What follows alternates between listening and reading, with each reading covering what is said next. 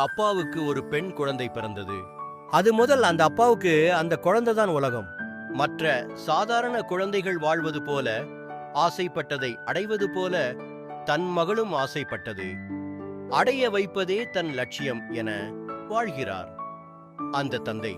ஒரு நாள் ஸ்கூட்டரில் அந்த தந்தை தன் மகளை அழைத்துக் கொண்டு சாலையில் செல்லும் போது ஒரு ஃபிளெக்ஸ் போர்டை தொடர்ந்து பல நாட்களாக சுட்டிக்காட்டுகிறார். அதுல ஐஸ்வர்யா ராய் இருக்க அது போல ஃபிளெக்ஸுகளில் வரவேண்டும் என தன் மகள் நினைக்கிறார் என புரிந்து கொண்ட அவர் மகளை வைத்து போட்டோ ஆல்பம் தயாரித்து சினிமா மற்றும் விளம்பர அலுவலகங்களுக்கு ஏறி இறங்குகிறார். வாய் பேச முடியாத பெண் என வாய்ப்புகள் வரவில்லை. தன் மகளின் ஆல்பத்தை ஒதுக்கி வைத்து விட்டார்கள். அதை பார்க்க கேரளத்திலிருந்து ஒரு விளம்பரப்பட இயக்குனர் ஹைதராபாத் வருகிறார். அவரிடம் விளம்பர ஏஜென்சியிடம் பல பெண்களின் போட்டோக்களை காண்பேக்.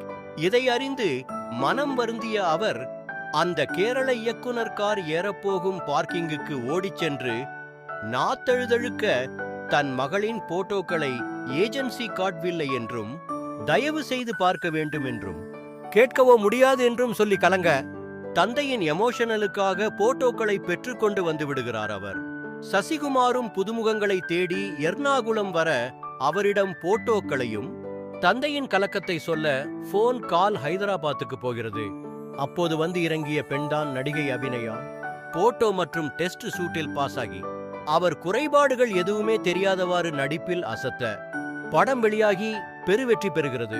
நடிகைகளின் திரையுலக ஆயுட்காலம் 2-3 ஆண்டுகளுக்குள் முடிந்துவிட 2009ஆம் ஆண்டு வெளியான நாடோடிகள் திரைப்படத்தில் அறிமுகமாகி 16 வருடங்கள் கடந்தும் இன்றும் பல திரைப்படங்களில் நடித்துக் கொண்டிருக்கிறார் அபிநயா. இதுவும் மிகப்பெரிய சாதனைதான்.